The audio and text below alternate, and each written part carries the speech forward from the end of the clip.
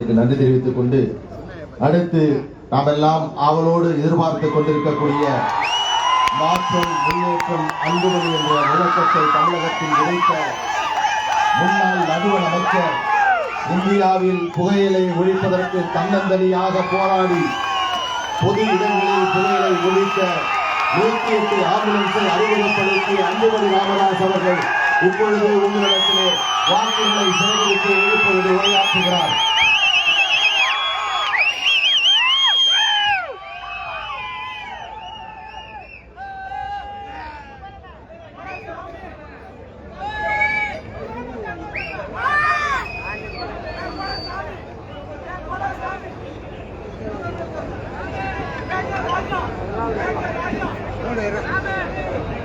நடைபெறுகின்ற விக்கிரவாண்டி சட்டமன்ற இடைத்தேர்தலில்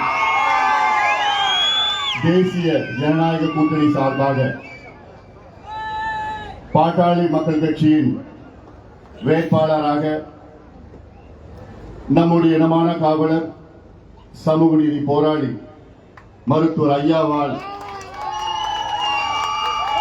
உங்களுக்கு நல்ல ஒரு வேட்பாளரை கொடுத்திருக்கின்றார்.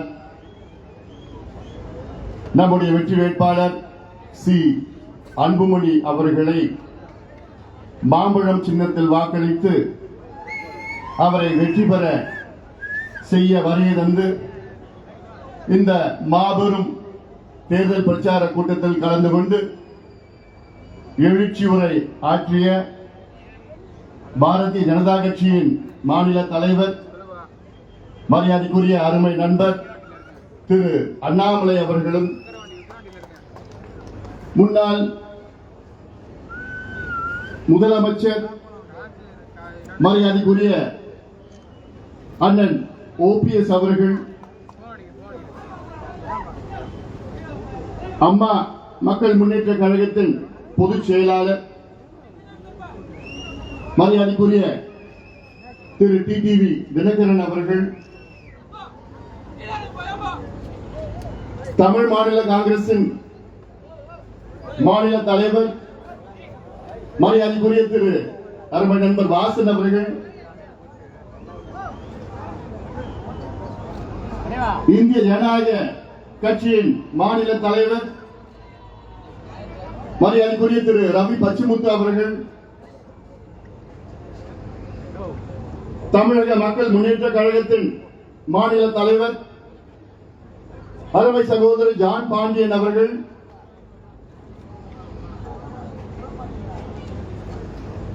நம்ம எல்லோரும் அன்போடு வரவேற்ற பாட்டாளி மக்கள் கட்சியின் கௌரவ தலைவர் சட்டமன்ற உறுப்பினர் தியாகச்செம்மல் திரு ஜி.கே. மணி அவர்கள், இந்த நிகழ்ச்சிக்கு முன்னிலை வகிக்கின்ற மூத்த நிர்வாகிகள், பாரதிய ஜனதா கட்சியின் மாநில துணைத் தலைவர், முன்னாள் சட்டமன்ற உறுப்பினர் மரியாதைக்குரிய திரு ஏ.ஜி. சம்பத் அவர்கள், இந்த நிகழ்ச்சியை மிக சிறப்பாக தொகுத்து வழங்கிக் கொண்டிருக்கின்ற சமூக நீதி பேரவையின் மாநில தலைவர் வழக்கறிஞர் பாலு அவர்கள், முன்னாள் சட்டமன்ற உறுப்பினர் வி.ஏ.டி. கலைவரன் அவர்கள், முன்னாள் நாடாளுமன்ற உறுப்பினர் மரியாதைக்குரிய செஞ்சி ஏழுமலை அவர்கள், முன்னாள் சட்டமன்ற உறுப்பினர் மரியாதைக்குரிய திரு என் கணபதி அவர்கள், அமமுகவின் மாவட்ட செயலாளர் திரு கோவிந்தராஜ் அவர்கள், தமாகவின் மாவட்ட தலைவர் திரு தசரதன் அவர்கள், பாமகவின் மாவட்ட தலைவர் திரு புகழேந்தி அவர்கள், தலைமை செயலாளர் அன்பழகன் அவர்கள், மாவட்ட தலைவர் தங்கஜோதி அவர்கள், பழனிவேல் அவர்கள், ஐஜேகேவின் மாவட்ட செயலாளர் செந்தில் அவர்கள், திரு கே.ஜி. ரவி அவர்கள், எனக்கு முன்பு மிக சிறப்பாக பேசிய மரியாதைக்குரிய திரு சுதாகர் ரெட்டி அவர்கள், பாட்டாளி மக்கள் கட்சியின் மாவட்ட செயலாளர் சட்டமன்ற உறுப்பினர் என்னுடைய அருமை தம்பி சிவகுமார் அவர்கள் மற்றும் மேடையில் இருக்கின்ற அனைத்து தேசிய ஜனநாயக கூட்டணியின் நிர்வாகிகள், குறிப்பாக பாட்டாளி மக்கள் கட்சியின் சட்டமன்ற உறுப்பினர்கள், முன்னாள் உறுப்பினர்கள், முன்னாள் நாடாளுமன்ற உறுப்பினர்கள், முன்னாள் அமைச்சர்கள், இங்கே எழுச்சியோடு நம்பிக்கையோடு வெற்றி நிச்சயம் என்ற முழக்கத்தோடு இந்த தேர்தல் பிரச்சார கூட்டத்திற்கு வருகின்ற என் தம்பிகளுக்கும் என் அண்ணன்களுக்கும் என் சகோதரிகளுக்கும் தாய்மார்களுக்கும் வியாபார பெருமக்கள் விவசாய பெருமக்கள் அனைத்து தேசிய ஜனநாயக கூட்டணி நிர்வாகிகளுக்கும் ஊடக நண்பர்கள் நம்முடைய வெற்றி வேட்பாளர் மரியாதைக்குரிய திரு சி அன்புமணி அவர்கள் உள்ளிட்ட உங்கள் அனைவருக்கும் இந்த அன்புமணி ராமதாஸ் பணிவான வணக்கங்கள். உங்கள் அனைவரையும் வணங்கி உங்கள் அனைவரையும் நானும் ஒரு முறை அன்போடு வரவேற்கின்றேன். முதலில் மேடையில் இருக்கின்ற அனைத்து தேசிய ஜனநாயக கூட்டணியின் தலைவர்களுக்கு என்னுடைய மனமார்ந்த நன்றியை இந்த நேரத்தில் தெரிவிக்கின்றேன். அவர்கள் நேரத்தை ஒதுக்கி இந்த தேர்தல் பிரச்சாரத்தில் கலந்து கொண்டு எழுச்சி உரை ஆற்றியதற்கு மட்டுமல்ல, அவர்கள் அனைவரும் அவர்களுடைய நிர்வாகிகளை 2 வாரத்திற்கு முன்பு அழைத்து நீங்கள் விக்கிரவாண்டியில் சென்று களத்திலே பணியாற்ற வேண்டும், எப்படியாவது நாம் வெற்றி பெற வேண்டும் என்று அத்துணை தலைவர்களும் அவர்களுடைய நிர்வாகிகளை முடக்கிவிட்டு 10 நாட்களாக அனைத்து நிர்வாகிகளும் அனைத்து கூட்டணி நிர்வாகிகளும் மிக சிறப்பாக இங்கே பணியாற்றிக் கொண்டிருக்கின்றார்கள். அதற்காகத்தான் மீண்டும் இங்கே இருக்கின்ற அத்துணை தலைவர்களுக்கும் என்னுடைய பணிவான நன்றிகளை தெரிவிக்கின்றேன். அன்பு பாட்டாளி சொந்தங்களே, இந்த தேர்தல் நமக்கு மிக முக்கியமான ஒரு தேர்தல். நமக்கு என்று சொன்னால் தமிழக மக்களுக்கு மிக முக்கியமான ஒரு தேர்தல். இது ஒரு இடைத்தேர்தல். இந்த தேர்தலில் யாரும் ஆட்சிக்கு வரப்போவது கிடையாது, யாரும் ஆட்சியை இழக்கப் போவது கிடையாது. ஆனால் இந்த இடைத்தேர்தலில் நம் வெற்றியின் மூலமாக 26 தமிழகத்தில் ஒரு ஆட்சி மாற்றம் உறுதியாக நடைபெறும். அதற்கு முன்னோட்டம் தான் இந்த இடைத்தேர்தல். அருமை நண்பர் அண்ணாமலையார் சொன்னது போன்று புரட்சித் தலைவர் எம்ஜிஆர் அவர்கள் 72 திண்டுக்கல் இடைத்தேர்தலில் வெற்றி பெற்ற பிறகு 5 ஆண்டுகளில் தமிழகத்தின் ஆட்சியை பிடித்தவர் எம்ஜிஆர் அவர்கள். அதே உதாரணம் தான் விக்கிரவாண்டி சட்டமன்ற இடைத்தேர்தலில் நாம் வெற்றி பெற வேண்டும். அதற்கு இந்த தொகுதியில் உள்ள அனைத்து மக்களும், அனைத்து தரப்பு மக்களும், அனைத்து கட்சிகளை சார்ந்த மக்களும், அனைத்து சமுதாயங்களை சார்ந்த மக்களும் நம்முடைய வெற்றி வேட்பாளர் மிக எளிமையானவர், விவசாய குடும்பத்திலே பிறந்து உழைப்பால் உயர்ந்து உங்களுக்கு நன்கு அறிமுகமானவர், மிக மிக மிக மிக நேர்மையானவர் சி அன்புமணி அவர்களை நீங்கள் எல்லோரும் ஆதரவு அளித்து மாம்பழம் சின்னத்தில் வாக்களித்து அவரை வெற்றி பெற செய்யுமாறு உங்கள் எல்லோரையும் பணியோடு பாசத்தோடு கேட்டுக் கொள்கின்றேன். எங்களுடைய இனமான காவலர் 45 ஆண்டு கால பொது வாழ்க்கையில் ஈடுபட்டு அடித்தள மக்கள், ஒடுக்கப்பட்ட மக்கள், அடக்கப்பட்ட மக்கள், தாழ்த்தப்பட்ட சமுதாயம், பட்டியலின மக்கள், சிறுபான்மை மக்களுக்காக ஆயிரக்கணக்கான போராட்டங்களை செய்து கொண்டு உங்களுக்கு எப்படியாவது சமூக நீதியை பெற்று தருவேன் என்று உறுதியேற்று இன்று 86 வயதிலும் ஊர் ஊராக சென்று மக்களை சந்தித்து ஒரு மாற்றத்தை தாருங்கள் என்று சொல்லுகின்ற எங்களுடைய இனமான காவலர் மருத்துவர் ஐயா அவருடைய அன்பு தம்பி இங்கே இருக்கின்ற சி அன்புமணி அவர்கள். அது மட்டுமல்ல, நம்முடைய பலமான கூட்டணி தமிழக மக்கள் ஆளும் திமுக மீது மிகுந்த கோபத்தில் இருக்கின்றார்கள். அதை பிரதிபலிக்கின்ற வகையிலே விக்கிரவாண்டி தொகுதி சட்டமன்ற உறுப்பினர், சட்டமன்ற தொகுதியில் உள்ள அனைத்து தரப்பு மக்களும் ஒரு முறை எங்கள் கூட்டணிக்கு வாக்களியுங்கள். உங்களுடைய வாக்கு மிக முக்கியமான ஒரு வாக்கு. உங்கள் வாக்கினால் தமிழகத்திற்கு மாற்றம் கிடைக்கும், தமிழகத்திற்கு முன்னேற்றம் கிடைக்கும். இதைத்தான் நாங்கள் சொல்லி வருகின்றோம்.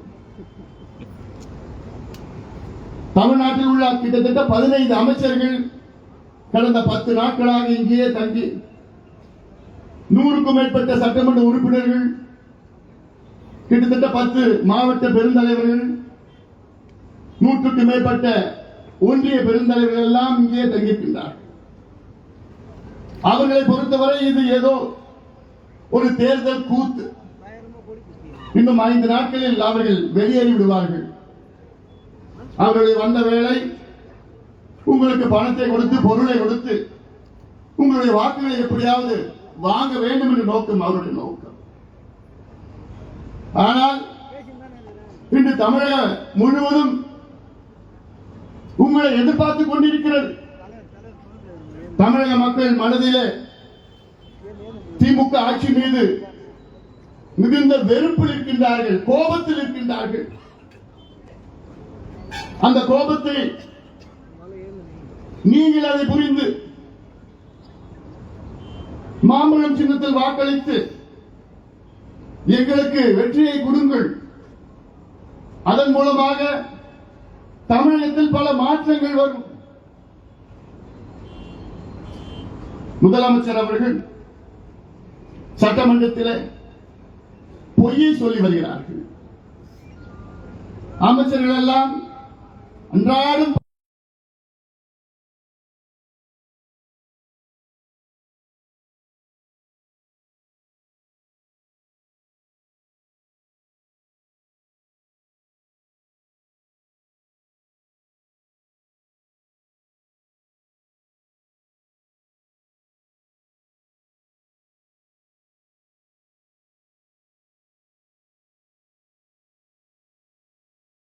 பணபலம், அதிகார பலம், நம் பக்கம் இருப்பது கூட்டணி பலம், மக்கள் பலம்.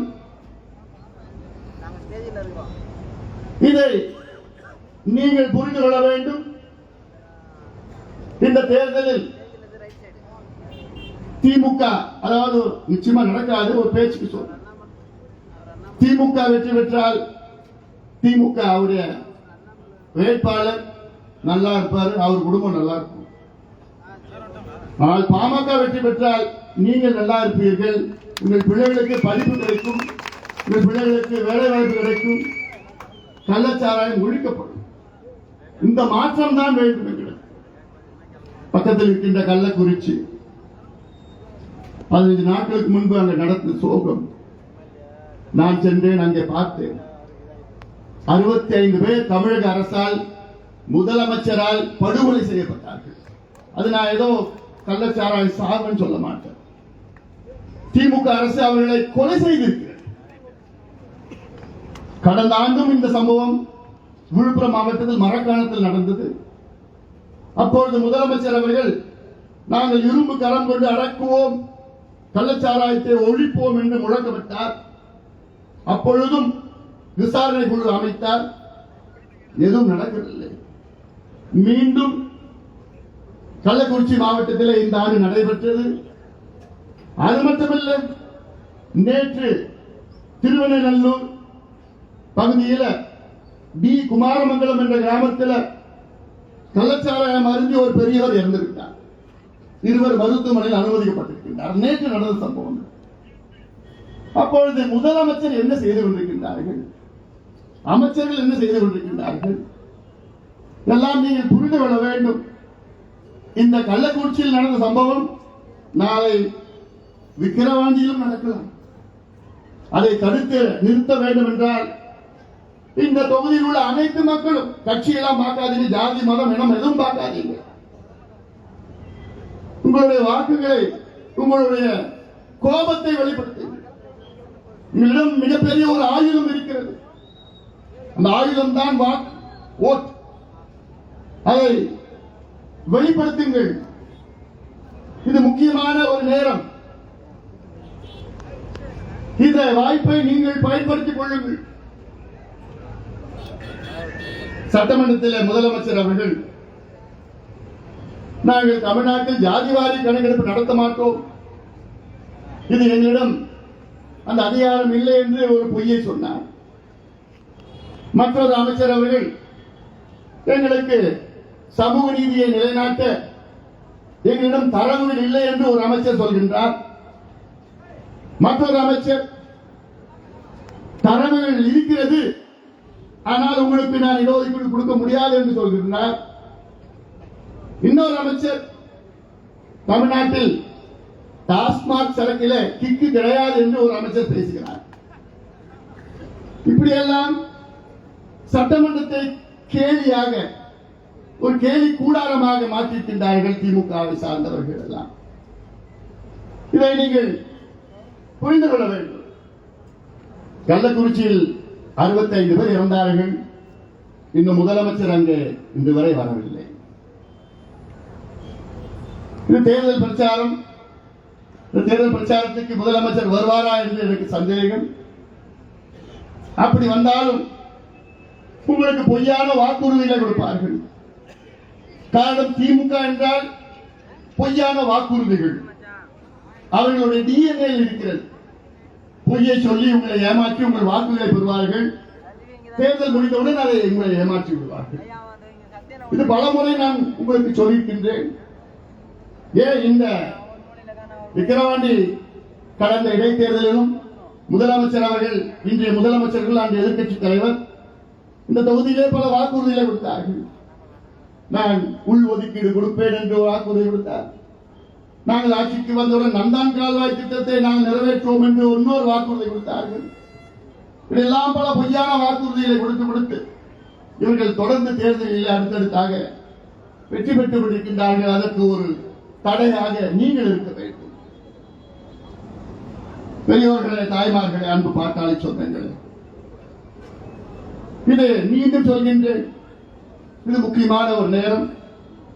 இன்று காலையிலும் நான் ஒரு பேட்டி கொடுத்தேன். அந்த பேட்டியிலே நான் சொல்லியிருக்கின்றேன், தமிழ்நாட்டில் சமூக நீதிக்கு ஒரு ஆபத்து வந்திருக்கிறது. தமிழ்நாட்டில் 69 விழுக்காடு இடஒதுக்கீட்டுக்கு ஒரு பேர் ஆபத்து வந்திருக்கிறது. என்ன ஆபத்து என்றால், 69 விழுக்காடு இடஒதுக்கீடு இந்தியாவிலே தமிழ்நாட்டில் மட்டும்தான் இருக்கிறது. அதாவது 50 விழுக்காடுக்கு மேல் இடஒதுக்கீடு தமிழ்நாட்டில் மட்டும்தான் இருக்கிறது.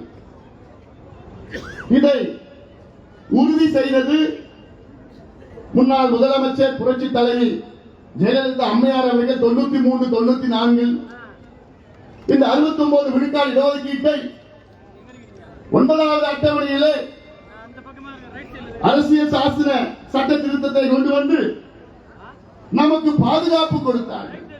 என்னை பொறுத்தவரை தமிழ்நாட்டு மக்களுக்கு மிகப்பெரிய சமூக நீதியை வழங்கியது முன்னாள் முதலமைச்சர் புரட்சி தலைவி அம்மா அவர்கள். ஆனால் அவர்கள் மட்டுமன்று 9வது அட்டவணையிலே கொண்டு வரவில்லை என்றால் அடுத்த ஆண்டே நமக்கு 69 விழுக்காடு இடஒதுக்கீடு ரத்து செய்யப்பட்டிருக்கும். நீதிமன்றத்தால் ரத்து செய்யப்பட்டிருக்கும். ஆனால் அதன் பிறகு நீதிமன்றத்திலே, உச்ச நீதிமன்றத்திலே வழக்கை தொடர்ந்து 2007 ஒரு வழக்கை தொடர்ந்தார்கள். தமிழ்நாட்டில் 69 விழுக்காடு